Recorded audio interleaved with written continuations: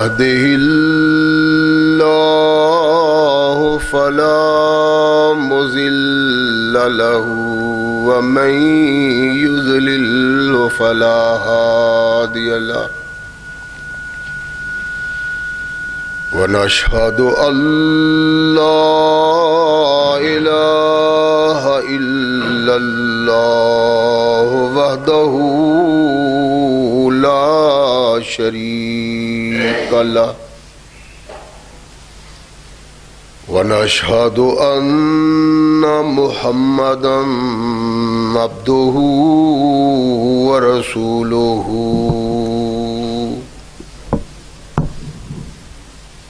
أما بعد فأحسن الحديث كتاب الله وخير الهدي هدي محمد صلى الله عليه وسلم وشر الأمور محدثاتها وكل محدثة بدعة وكل بدعة ضلالة وكل ضلالة في النار أما بعد فأعوذ بالله السميع العليم من الشيطان الرجيم من همزه ونفخه ونفثه بسم الله الرحمن الرحيم ظهر الفساد في البر والبحر بما كسبت أيدي الناس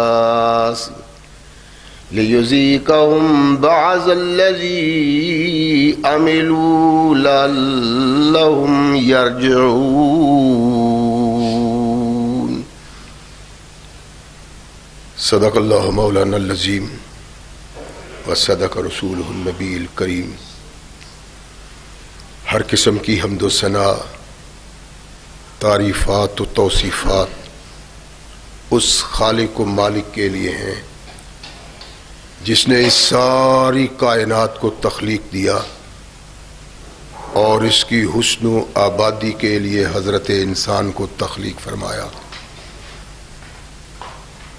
کروڑوں درود و سلام اس ہستی اقدس و مقدس پہ کہ جس کا نام نامی اسم گرامی ہے محمد۔ لاکھوں رحمتیں ان نفوس قدسیہ پہ کہ جنہوں نے سرور کائنات علیہ الصلاۃ والسلام سے اس ضابطۂ حیات کو وصول کیا اور اس کو ہم تک پہنچانے کے لیے اپنا تن من دھن قربان کر دیا۔ اللہ کی یہ بہت بڑی کرم نوازی ہے کہ اس نے اس ضابطۂ حیات کو ہم تک پہنچانے کے لیے ایسے مضبوط ذرائع اور اسباب استعمال فرمائے کہ ان کی موجودگی میں ہم ببانگ دہل کہہ سکتے ہیں کہ یہ ضابطۂ حیات جو آج قرآن کی صورت میں ہمارے ہاتھوں میں موجود ہے، یہ وہی ضابطۂ حیات ہے جو آج سے کم و بیش 1450 سال پہلے نبی کائنات رسول ثقلین حضرت محمد رسول اللہ صلی اللہ علیہ وآلہ وسلم پہ انسانوں کی رشد و ہدایت کے لیے نازل ہوا۔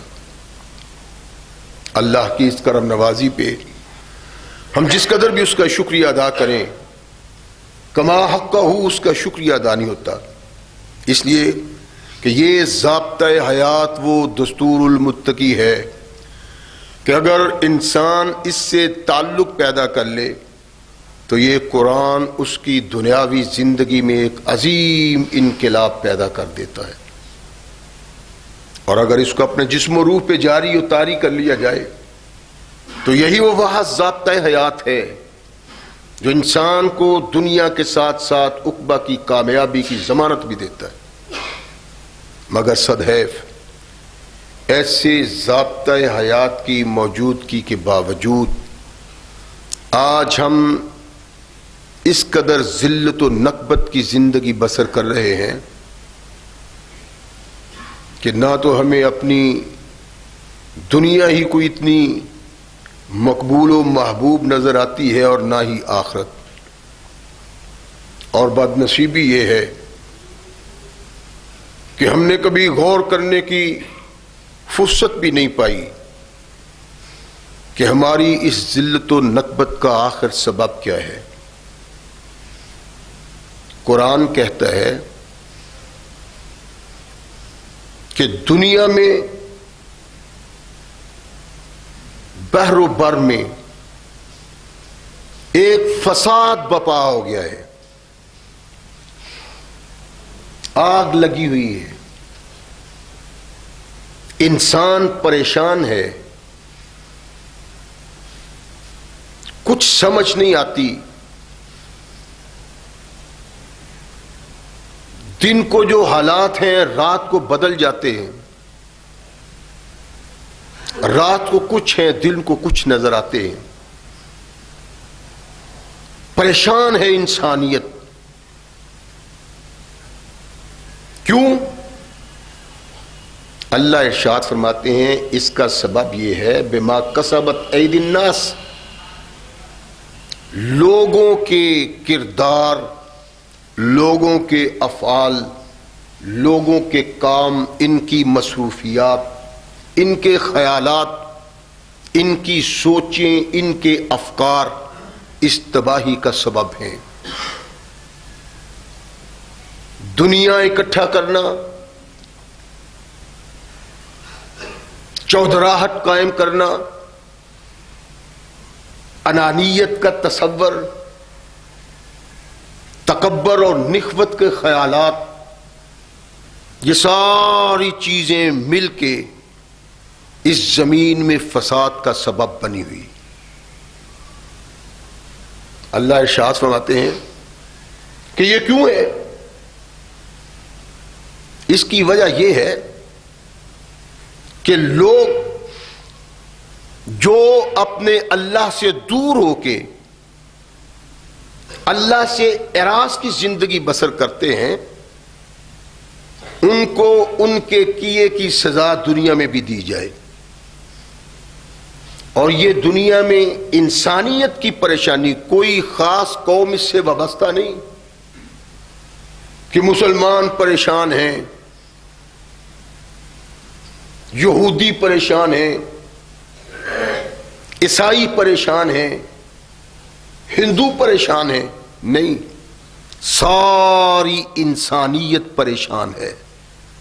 اللہ ارشاد کرتے ہیں کہ ظہر الفساد فی البر والبحر، خشکی تری میں فساد ہی فساد ہے، اور یہ فساد انسان کے تکبر کے سبب ہے، انانیت کے سبب ہے۔ اس کا علاج اگر کوئی ہے تو وہ اللہ کے قرآن کا نفاذ اور محمد الرسول اللہ کی سنت پہ عمل پیرا ہونا۔ اس دنیا سے دنگا و فساد ختم ہو ہی نہیں سکتا جب تک اللہ کے دستور کی طرف نہ دیکھا گیا۔ اس دنیا میں پریشانی کے اسباب ختم نہیں ہو سکتے جب تک اس پریشانی کو دور کرنے کے لیے اس ذات کی طرف توجہ نہ دی جائے جس نے اس پریشانی کو پیدا کیا ہے۔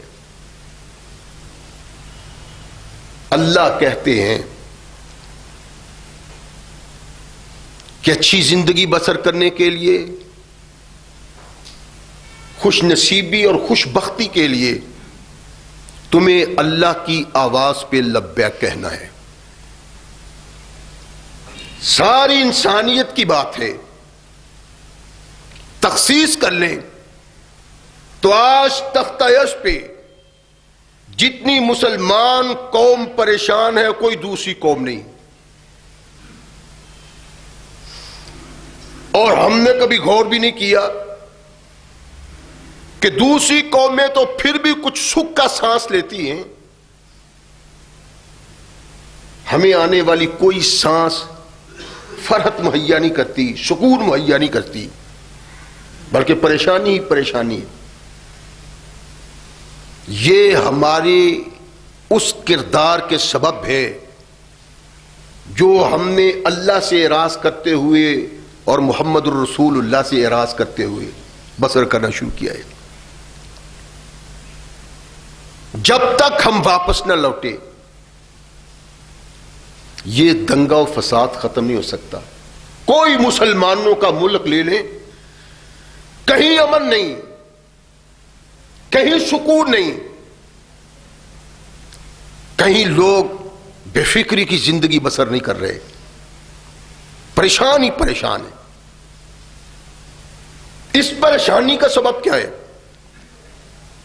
نخوت، تکبر، انا ولا غیری کی سوچ اور میں ہی میں ہوں.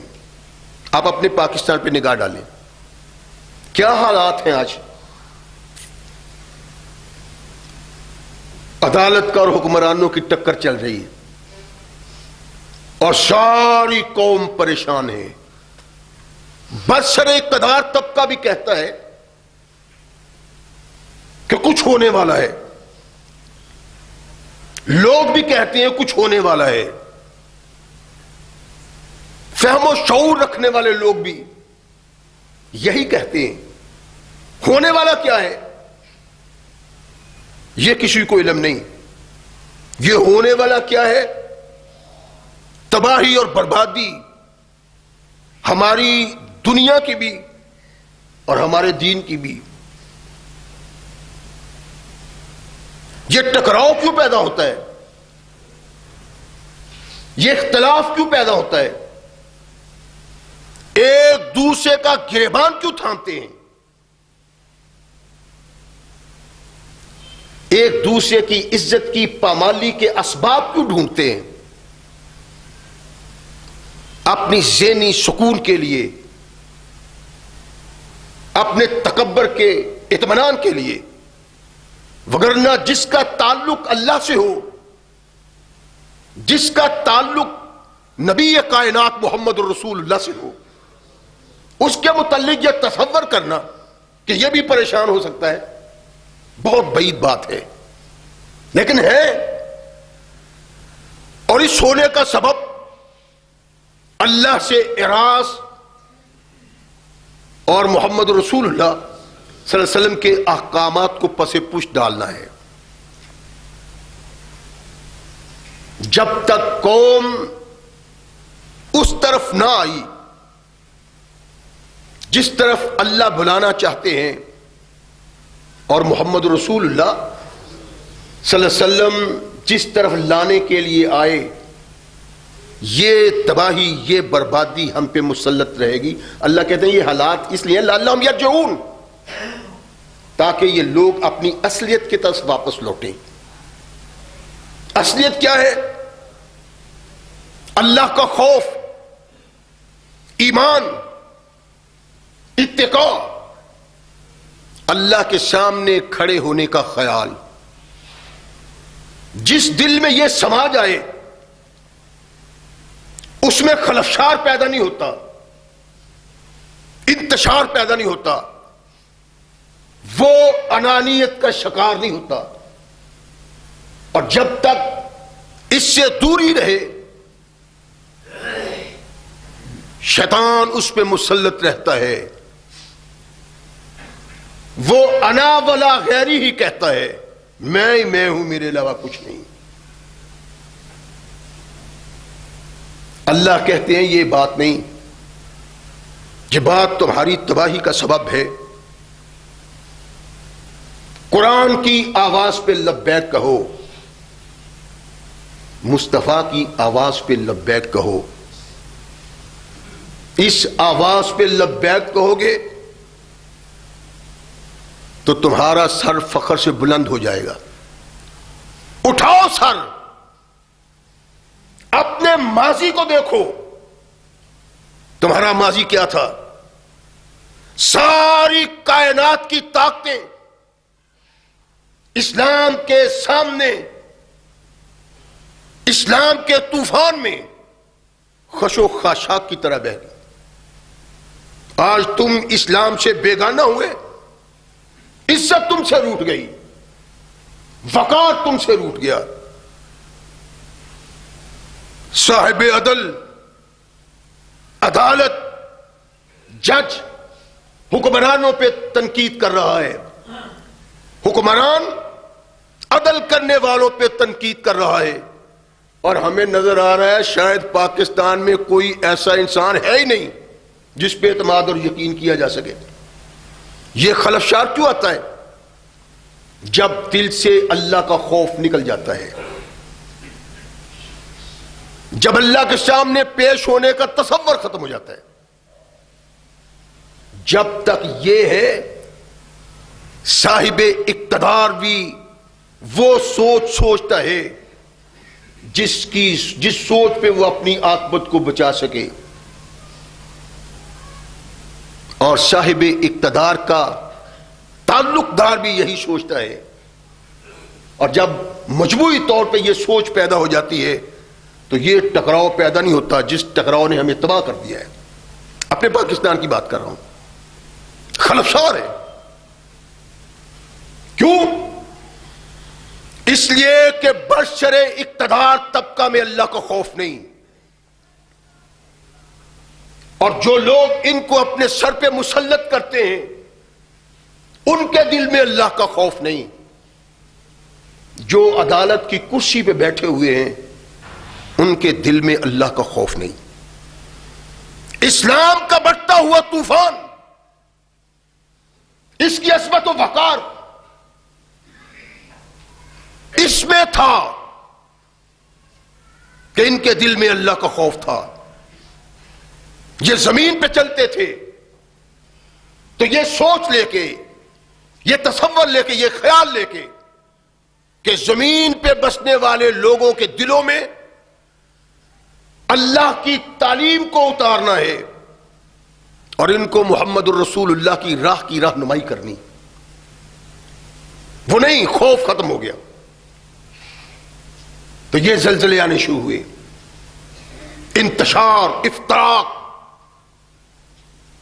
عدل کی تختی پہ عدل کی کرسی پہ بیٹھنے والا معتوب ہے، ماتون ہے، اس میں تیر برسائے جاتے ہیں، اس کو تان کیا جاتا ہے، صاحب اقتدار کو چور کہا جاتا ہے، ڈاکو کہا جاتا ہے۔ یہ کچھ نہ ہوتا جب سوچ وہ ہوتی جو محمد الرسول اللہ پیدا کرنے کے لیے آئی۔ باپ سویا ہوا ہے، ایوان اقتدار میں بیٹھنے والا، خلافت کا تاج سر پہ پہننے والا، گرمی سے نڈھال آرام کی غرض سے سویا ہوا ہے۔ بیٹا آتا ہے، بابا آپ سوئے ہوئے ہیں؟ ہاں بیٹا۔ کہنے لگا اللہ کو جواب نہیں دینا؟ اور لوگوں کے سر پہ آپ بطور قائد بیٹھے ہوئے ہیں اور سو رہے ہیں، کیا جواب دیں گے آپ اللہ کو؟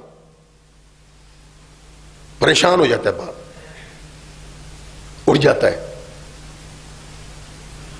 زندگی بدلتی ہے تو بدلتی چلی جاتی ہے۔ یہ کائنات میں وہ شخصیت ہے جس کو فاروق اعظم کے بعد سب سے بڑا عادل تصور کیا جاتا ہے۔ ایسا حکمران جس کی سلطنت میں سورج غروب نہیں ہوتا۔ افریقہ میں اس کی حکمرانی ہے، یورپ میں اس کی حکمرانی ہے، ایشیا میں اس کی حکمرانی ہے۔ دنیا کا شاید ہی کوئی خطہ ارض ایسا ہو جہاں اسلام کا پھریرا نہ لہرا رہا ہو اور وہ بسنے والے لوگ خلافت سے متعلق نہ ہوں۔ وہ خلیفہ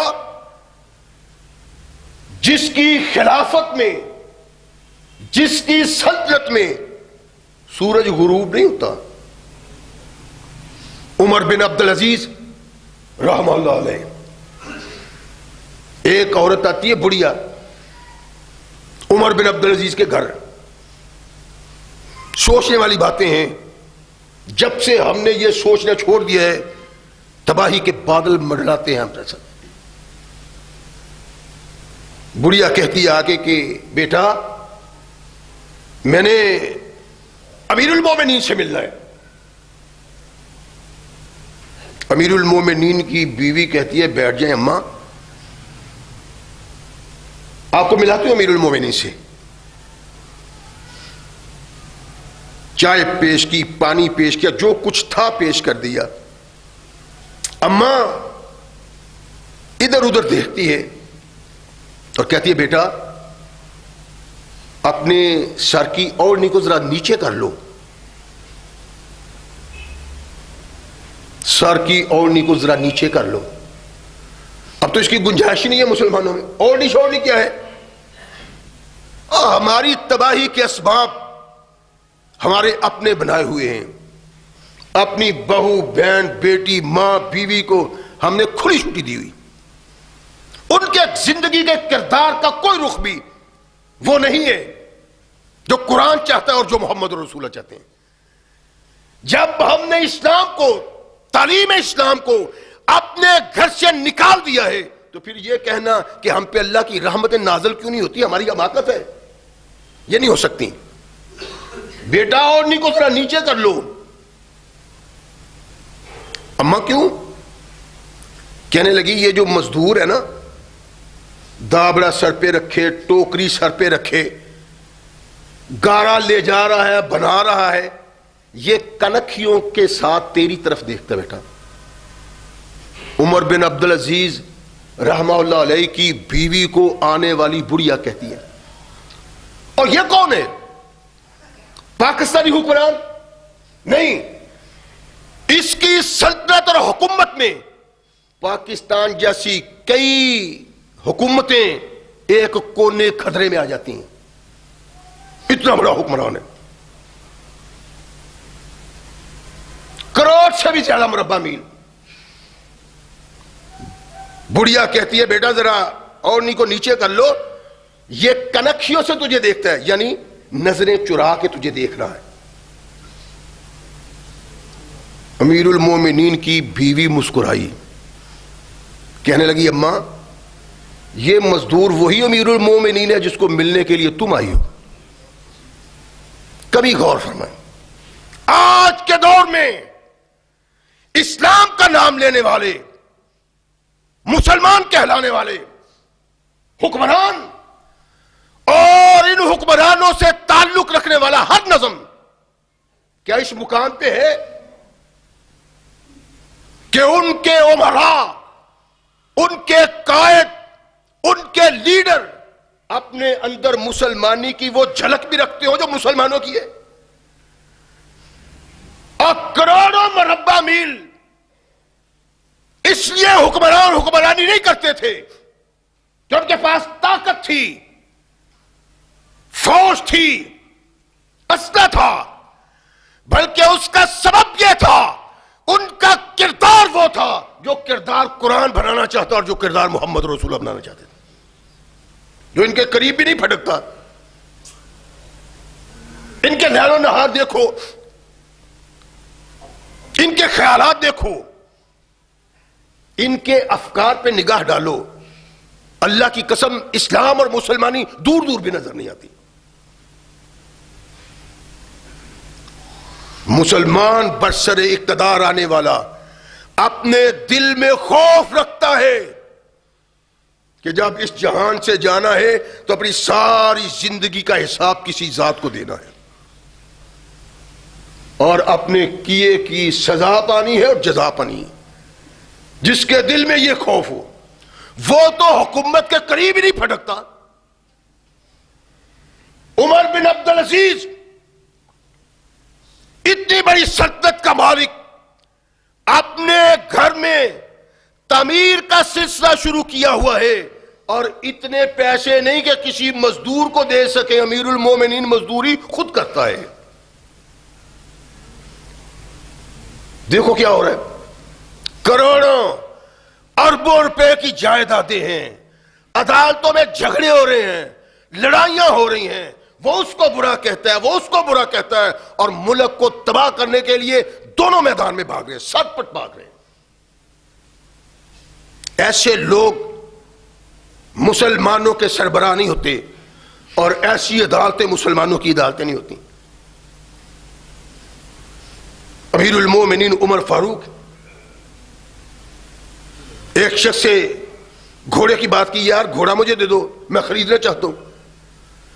اور یہ باتیں صرف سن کے اس کان سے اس کان نکالنے کے لیے نہیں, بلکہ سوچا کرو ہماری تباہی کے اسباب کیا ہیں. میں اگر سوختہ ساما ہوں تو یہ روزے سیاہ خود دکھایا ہے میرے گھر کے چراغا نے مجھے.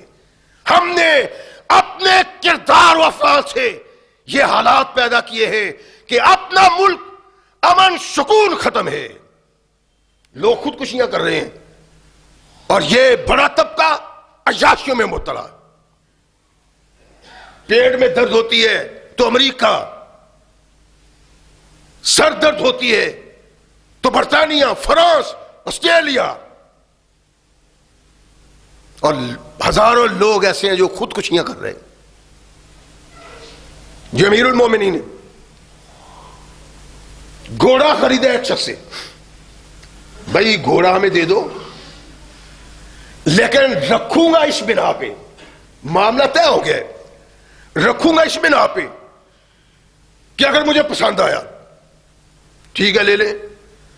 فاروق اعظم نے گھوڑا خریدا, ایک سوار کو دیا کہ دیکھو چیک کرو اسے, گھوڑا کیا اس قابل ہے کہ میں اس کو خریدوں, اور جو میں دے رہا ہوں یہ اس قابل ہے, اتنی اس کی قیمت ہے, دیکھو چیک کرو اس کو. سوار چیک کرتا ہے, بھاگتے دوڑاتے گھوڑے کا پاؤں الجھ گیا کسی پتھر سے,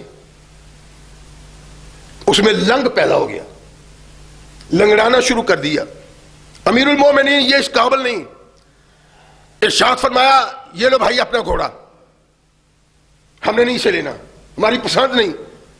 کہنے لگا امیر المومنین تو آپ کی پسند نہیں تو میں کیا کروں, لنگڑا کر کے آپ مجھے گھوڑا دے رہے ہیں, میں نے نہیں یہ لینا. میرا تم سے عہد تھا کہ اگر پسند آیا, ان نے کہا پسند نہ آتا, لنگڑا تو نہیں تھا نا, اچھا فیصلہ کروا لیتے ہیں, کروائیں جی فیصلہ. امیر المومنین ایک عام آدمی فیصلہ کروانے کے لیے کسی شخص کی تلاش میں. کسی نے کہا وہ شریح بن حارث جو ہے نا, بڑا ایماندار آدمی, اب اس سے فیصلہ کروائے. اس کے پاس دونوں چلے گئے, ایک امیر, ایک ماتحت, ایک خلیفہ, 22 لاکھ مربع میل کا حکمران, اور ایک غریب آدمی. اس کے پاس جاتے ہیں, ہمارا فیصلہ کر دو, سناؤ. امیر المومنین نے بات سنائی, تم بھی سناؤ. اس نے بھی سنائی.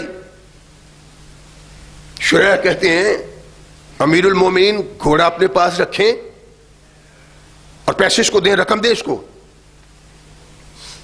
امیر المومنین کون ہے؟ کائنات کے آقا محمد رسول اللہ صلی اللہ علیہ وسلم نے ارشاد فرمایا, عمر جس راستے سے تو آ رہا ہوتا ہے اگر شیطان اس راستے میں ہو تو وہ اپنا راستہ بدل دیتا ہے.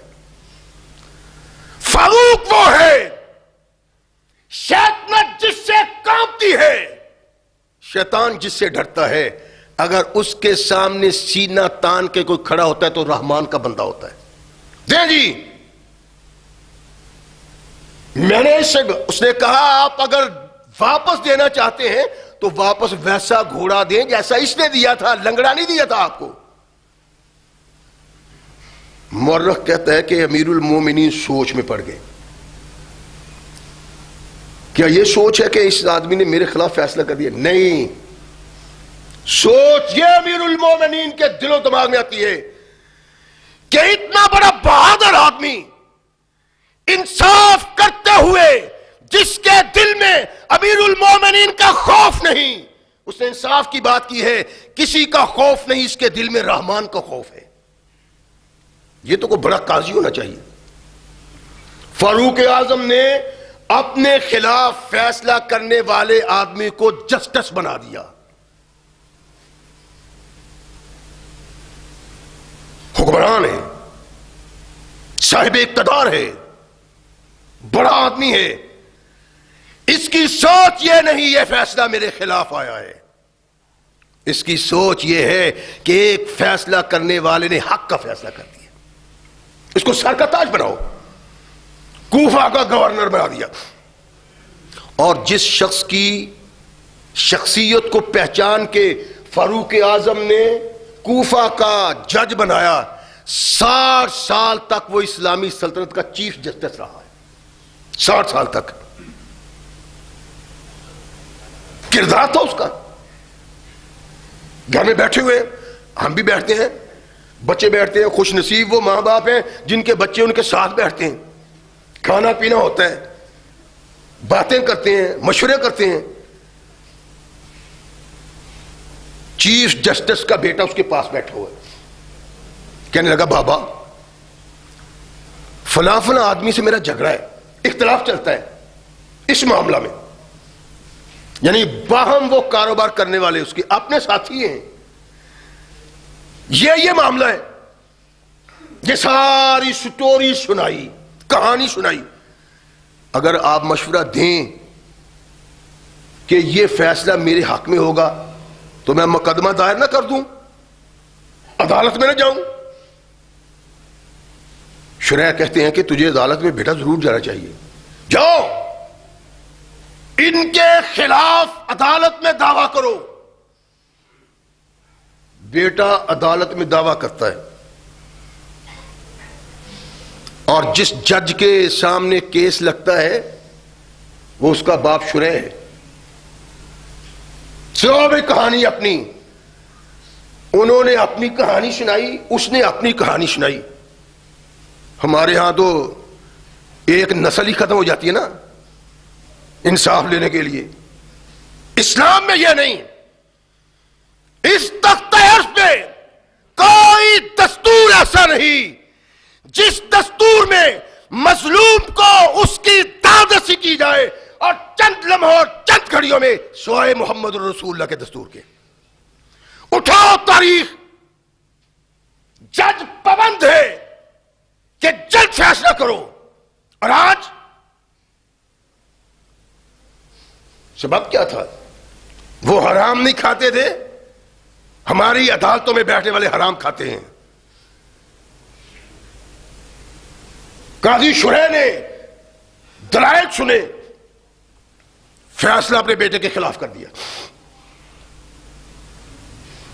بیٹا بڑا پریشان ہو کے گھر آیا، بیٹھے اکٹھے، کہنے لگا بابا اگر میں نے آپ سے بات نہ کی ہوتی اور آپ سے اجازت نہ لی ہوتی تو میں مقدمہ نہ کرتا.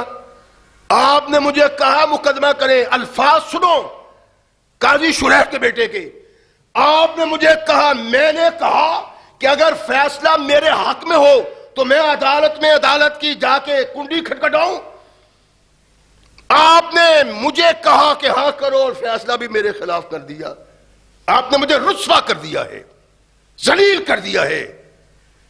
باپ سنتا ہے. جب بیٹا خاموش ہوا کہنے لگا بیٹا ساری کائنات سے تم مجھے زیادہ عزیز ہو، تم سے بڑھ کے تخت عرش پہ مجھے کوئی محبوب اور عزیز نہیں، لیکن بیٹا اللہ تجھ سے عزیز تر ہے. اگر میں تو یہ کہہ دیتا مقدمہ نہ کر، صلح سوائی کر لیتا تو حقدار کا حق مارا جاتا، قیامت کو میں مجرم بن جاتا. عدالت اس کو کہتے ہیں، جج اس کو کہتے ہیں جو اپنے فیصلے سے پہچانا جاتا ہے کہ یہ رب کی دی ہوئی کرسی پہ بیٹھا ہوا ہے، اور جب تک عدالت میں کرسی پہ بیٹھتا ہے اللہ کے احکامات کے مطابق، محمد کی سنت کے مطابق ایک کردار ادا کرتا ہے، اور اللہ قیامت تک اس کو زندہ کر دیتا ہے. ہمارے یہاں کیا ہے؟ ہو کیا رہا ہے؟ آپ دیکھتے نہیں ہیں؟ وزراء ہیں وہ ججوں پہ اعتراض کر رہے ہیں، انگلیاں اٹھا رہے ہیں، تان دے رہے ہیں، بابے کہہ رہے ہیں، فلاں، اور برسر اقتدار طبقہ ہے، لوگ ان کی جان نہیں چھوڑتے، اقتدار والے اقتدار کی جان نہیں چھوڑتے، اقتدار کو حاصل کرنے والے ان کی ٹانگیں کھینچ رہے ہیں، چھینا جھپٹی ہو رہی ہے۔ سب کیا ہے؟ اسلام سے دوری، قرآن سے دوری، تعلیم محمد سے دوری۔ اگر کسی انسان کے دل میں یہ خوف ہو، وہ عمران و شران و نواز شواز زرداری کی طرح دولت اور حکومت نہیں مانگتے، ڈھونڈتے نہیں پھرتے، حاصل نہیں کرتے پھرتے، نہیں، وہ ڈرتے ہیں۔ ان کے سر میں خلافت کا تاج رکھ دو تو وہ روتے ہیں۔ تو یہ سب کچھ قربان کرتے ہیں، ملک قربان کرنے پہ تلے ہوئے۔ آج جو حالات ہے پاکستان کے، سپریم کورٹ کا سپیکر کہتا ہے پتہ نہیں کیا ہونے والا ہے، اور جب یہ حالات ہو جائیں اور جن کے سبب ہو جائیں، ان کو اس مقام پہ لانے والے لوگ کیا مجرم نہیں ہیں؟ سوچیں، علی المرتضیٰ کا دور خلافت ہے، خلافت مدینہ سے کوفہ منتقل ہو گئی، علی المرتضیٰ رضی اللہ تعالیٰ عنہ کی زرہ گم ہو گئی، ڈھونڈتے ہیں، پتا چلا کہ میری زرہ فلاں یہودی کے پاس ہے۔ میں نے اس کیا نا ابتدا میں کہ آپ کو بتاتا ہوں کہ امن سکون کیسے آتا ہے، انسان کس طرح خوشحالی کی زندگی بسر کرتے ہیں، بے فکری کی زندگی بسر کرتے ہیں، اس کے کچھ اسباب ہوتے ہیں۔ زرہ نہیں ملتی، یہودی کے پاس گئے، جا کے کہا کہ بھائی تیرے پاس میری زرہ ہے، گر گئی تھی، گم ہو گئی تھی، وہ تیرے پاس ہے، میری زرہ دے دو۔ کہنے لگا یہ آپ کی زرہ میرے پاس کیا کرتی ہے، دکھاؤ، یہ تو میری ہے۔ کہنے لگا یہ میری ہے۔ کیا کوئی آدمی ہمارے ہاں برسر اقتدار آنے والا، یار وزیر اعظم اور صدر وغیرہ کی بات نہیں، یہ موری ممبری ہے، کیا اس کے چیئرمین سے کوئی ایسے جا کے بات کر سکتا ہے؟ چیئرمین کہے کہ پیسے میرے ہیں، رقم میری ہے، چیز میری ہے، تو میں کو نہیں تیری، تو چیئرمین میری ہے، کہا نہیں تیری، میں نہیں تجھے دیتا۔ کیا بھائی ہمارا چیئرمین صدر کی بات نہیں کرتا، وزیر اعظم کی، یہ چیئرمین برداشت کرتا ہے؟ علی المرتضیٰ رضی اللہ تعالیٰ عنہ میری زرہ ہے، کہنے لگا نہیں میری زرہ ہے، آپ کی نہیں۔ امیر المومنین اس کو قائل کرنے کی کوشش کرتے ہیں، خلیفہ ہے، لیکن وہ مانتا نہیں۔ اچھا، امیر المومنین عدالت میں چلے جاتے ہیں، عدالت کی کنڈی کھٹکھٹائی، کیا ہے؟ زرہ میری گم ہو گئی تھی، فلاں آدمی کے پاس ہے، وہ میری زرہ واپس نہیں دیتا، زرہ میری ہے۔ جس جج کی عدالت میں کیس پیش کیا جاتا ہے وہ چیف جسٹس ہے اسلامی سلطنت کا۔ اچھا جی، سمن جاری ہو گئے، یہودی کے نام، یہودی آ گیا، چیف جسٹس صاحب پوچھتے ہیں کہ یہ زرہ علی کہتے ہیں میری ہے، تو ان کو واپس کیوں نہیں کرتا؟ کہنے لگا ان کی نہیں ہے، یہ میری ہے۔ دلیل؟ کہنے لگا دلیل والی کون سی بات ہے، یہ میرے پاس ہے، میرے قبضہ میں ہے۔ چیز جس کی ہوتی ہے اس کے قبضہ میں ہوتی ہے، اس کے پاس ہوتی ہے، یہ ویسے ہی کہتے ہیں۔ شریح کہتے ہیں علی آپ کے پاس کوئی دلیل ہے کہ ثابت کریں یہ زرہ آپ کی ہے؟ ایمان اللہ بات ہے، تختہ عرش پہ بسنے والا کوئی انسان علی المرتضیٰ رضی اللہ تعالیٰ عنہ کے متعلق یہ خیال نہیں کر سکتا، ایمان بھی ہو اور یہ خیال کرے کہ یہ جھوٹ بول رہے ہیں، جعل سازی کر رہے ہیں، غلط کہہ رہے ہیں، کوئی مومن خیال نہیں کرتا۔ لیکن عدالت کا چیف جسٹس، مسلمانوں کے حکمران، اس خلیفہ کو، جس خلیفہ کو کائنات کے آقا محمد رسول اللہ ارشاد فرماتے ہیں کہ جنتی ہے، دلیل دیں، گواہ پیش کریں۔ فرمایا کمبر میرا گواہ ہے، حسن میرا گواہ ہے۔ کہ لگا نہیں جی، کمبر کی گواہی تو میں قبول کرتا ہوں، لیکن حسن کی گواہی میں نے قبول نہیں کرنی۔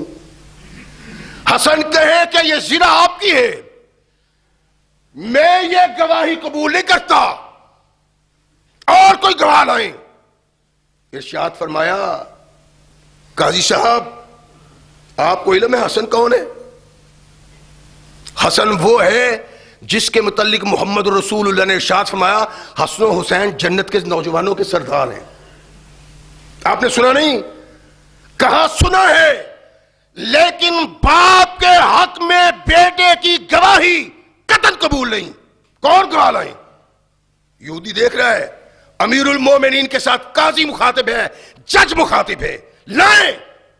اور کوئی نہیں کہا تو آپ کا دعویٰ خارج کرتا ہوں، زرا یہودی کی ہے۔ جلدی جلدی علی المرتضیٰ گئے ہوں گے، جا کے کابینہ بلائی ہوگی تو کوئی آرڈیننس پاس کیا ہوگا کہ یار میری زراعت چھن گئی ہے، کوئی قانون کی آڑ لی ہوگی۔ نہیں،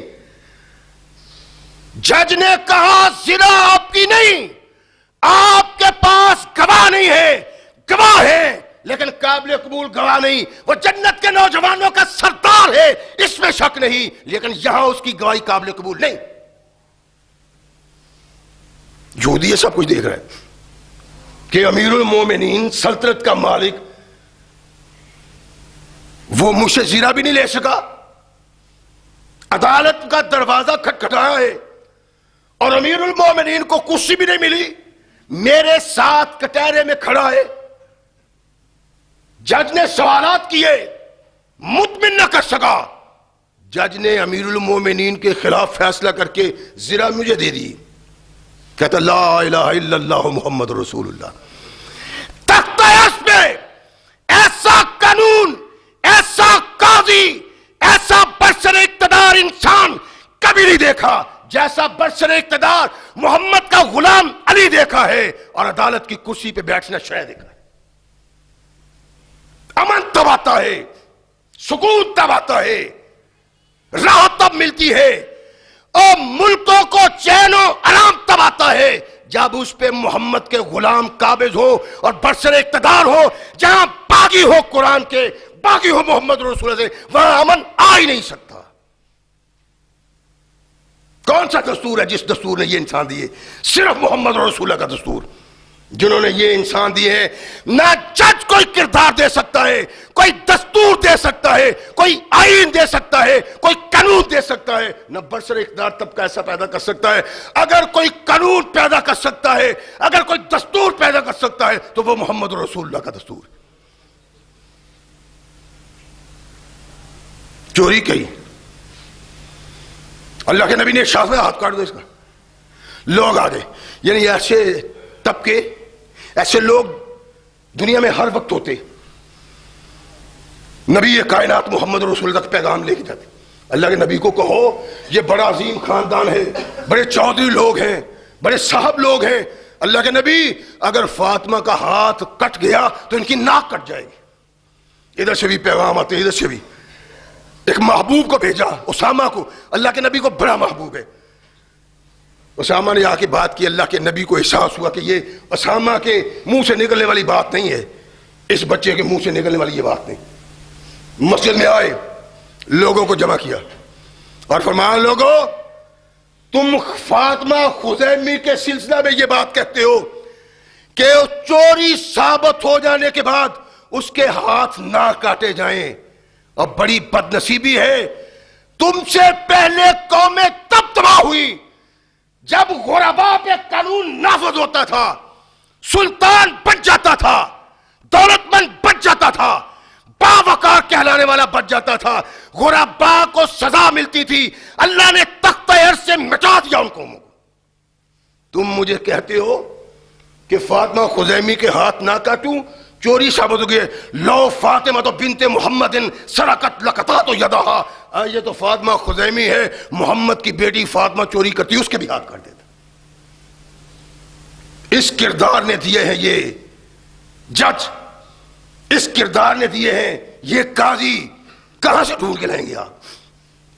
بغاوت کر کے قرآن کی، بغاوت کر کے اسلام کی، لا رہے ہیں ہمارے سر پہ مسلط۔ اور جمہوریت جی، ساری اتحاد جمہوریت میں سب کو جمہور میں کیا ہے؟ سب کچھ جمہوریت میں ایک داغ قسم کی لونڈی ہے جمہوریت۔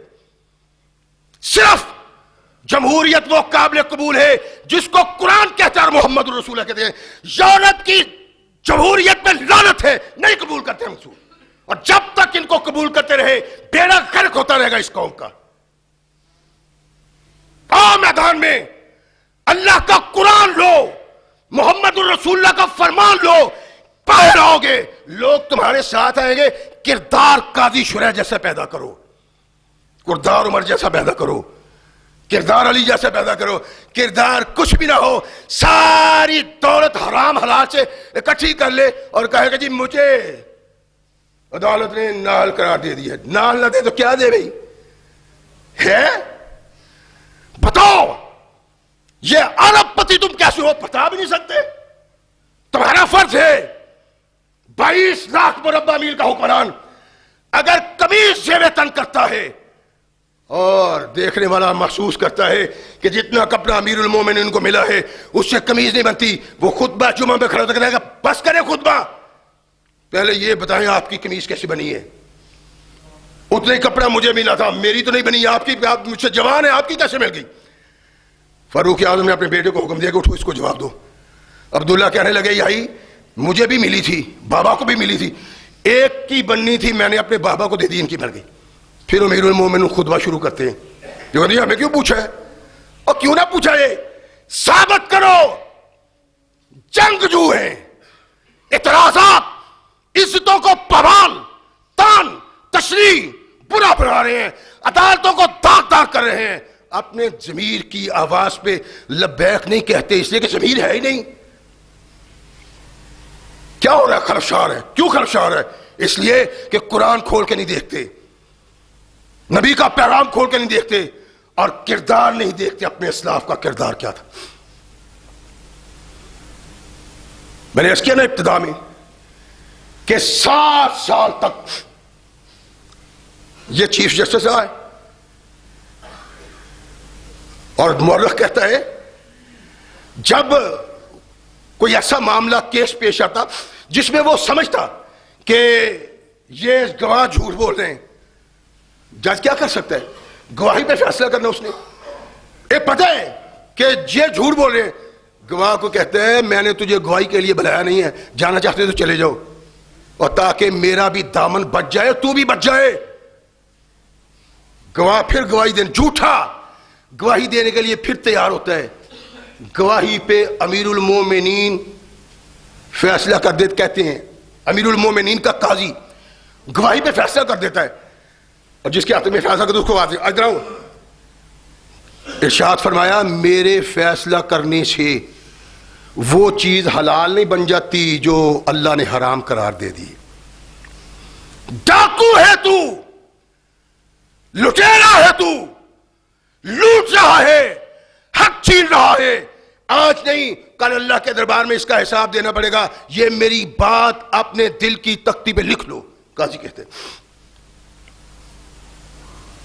ہمارے ہاں جج نہیں ہے، اس میں کوئی شک نہیں۔ اگر نواز شریف اینڈ کمپنی اس پہ اعتراض کرتے ہیں جج کو، اس کو اپنا کردار صاف کرنا چاہیے، اور کردار فیصلے سے بولتا ہے جج صاحب ترلے منتیں سماجتیں کرنے سے نہیں جی، اللہ کی قسمیں مجھ پہ کوئی دباؤ نہیں۔ اگر فیصلے پہ فیصلہ وہ آئے جس فیصلے پہ حق و صداقت کی مہر ہو، کہنے کی ضرورت پیش نہیں آتے، لوگ سے تو تکار کر کے دوڑ دیتے، یعنی کہ نہیں۔ اور پرسوں ترسوں ایک اخبار میں نے فیصلہ پڑھا جج صاحب کا، جج صاحب کے پاس اپیل آتی ہے کہ جناب یہ بندہ بڑا غریب ہے بیچارہ، اس پہ جو خرچہ لگا دیا گیا نا، اس نے اپنی بیوی کو طلاق دے دیے، بچوں کا جو خرچہ لگا دیا گیا نا 12-14 ہزار روپیہ، یہ دے نہیں سکتا۔ جج صاحب کے پاس اپیل کرتا ہے سائل کہ یہ دے نہیں سکتا، کہتے دو، کیوں نہیں دے سکتا؟ اگر نہیں دے سکتا تھا تو نکاح ہی نہ کرتا۔ لو یہ پاکستان کے جج ہیں، اور مجھے نہیں پتا کہ شاید کسی چیف جسٹس نے یا کسی بڑے نے اس کو بلایا ہو ادھر آئے یہ تو کیا فیصلہ کرتا ہے کہ یہ نکاح ہی نہ کرتا. یعنی تیرا خیال ہے یہ یورپ ہے؟ آنکھیں لڑاتا دوسرے سے, بدکاری کا ارتکاب کرتا, بغاوت کرتا اسلام کی. بد نصیب آدمی. کم از کم یہی کہہ دیتے کہ اگر تو خرچہ نہیں دے سکتا تھا تو یہ مصیبت اپنے گلے میں ڈالنے کی ضرورت کیا تھی, طلاق ہی نہ دیتے. وہ طلاق دے دیا, اب خرچہ دو. نہیں خرچہ دے سکتے طلاق کیوں دی؟ یہ لفظ کیا دے دو, چلو پھر بھی قابل قبول ہے. لفظ کیا بولتا ہے جج ہمارے پاکستان کا کہ تو اگر اس قابل نہیں تھا تو نکاح ہی نہ کرتا, شادی نہ کرتا. یہاں تو عدالتیں یہ ہیں, اور یہاں وہ عدالتیں ہیں جن کے منہ سے نکلے ہوئے الفاظ تاریخ اسلام کا گہنا ہے. بنو عباس کے دور خلافت ہے, ہارون رشید برسر اقتدار ہے, خلیفہ ہے. قاضی امام ابو یوسف رحمہ اللہ علیہ امام بھی ہیں, فقیہ بھی ہیں, محدث بھی ہیں اور قاضی بھی ہیں. قاضی بنو عباس کے چیف جسٹس ہیں. امیر المومنین کا کیس ان کے ہاں, سارے فیصلے کریں, ان کا کیس آیا. لابی گواہ فضل بن ربیع گواہ آیا, کہنے لگا تیری گواہی قبول نہیں. خلیفہ کے گواہ کو کہا تیری, خلفاء ہمارے پہلے, امیر ہمارے پہلے, اگرچہ ان میں کمیاں بیشیاں بھی تھیں لیکن عدل کے سلسلہ میں وہ اپنے مقام پہ کھڑے ہوتے تھے, اور جس چیز کا احساس دلا دیا جاتا تھا وہ لوگ واپس ہو جاتے تھے. تو اس قابل نہیں کہ تیری گواہی لی جائے. وہ لال ببو کا ہوا, روتا پیٹتا امیر المومنین کے پاس گیا, کہنے لگا امیر المومنین آپ کی تذلیل کی ہے قاضی نے. کیا ہوا ہے؟ کہتا ہے وہ مجھے کہتا ہے تو اس قابل نہیں کہ تیری گواہی لی جائے. خلیفہ بھی آپے سے باہر ہو گیا. اچھا پیغام بھیجا کہ حاضر ہو. کہا امیر المومنین فراغت پا کے آتا ہوں, عدالتی کام کر رہا ہوں, فارغ ہو جاؤ. فارغ ہو کے امام ابو یوسف چیف جسٹس عباسی حکومت کے حاضر ہوئے. فرمائے, کہنے لگا تو نے میری تذلیل کر دی ہے, کیا لوگ کہیں گے کہ میں نے ایسا ویسا گواہ رکھا تھا, کیوں نہیں گواہی قبول کی, کس سبب؟ کہنے لگا امیر المومنین اس مجلس میں میں بھی تھا اور لوگ بھی تھے جس مجلس میں آپ کے وزیر نے کہا تھا کہ امیر المومنین میں آپ کا غلام ہوں. اور قاضی دیکھو, جج دیکھو, جسٹس دیکھو, شرما جاؤ. اپنی آکمت بنانے کے لیے, دنیا میں نام پیدا کرنے کے لیے محمد کریم کی آواز پہ لبیک کہو, تب کچھ بن سکتا ہے. نہ لوگ تم پہ تان کریں. تباہی بربادی ملکوں کی تب ہوتی ہے جب ایسا طبقہ برسر اقتدار ہو, اور تباہی بربادی ایسی ہوتی ہے جب انصاف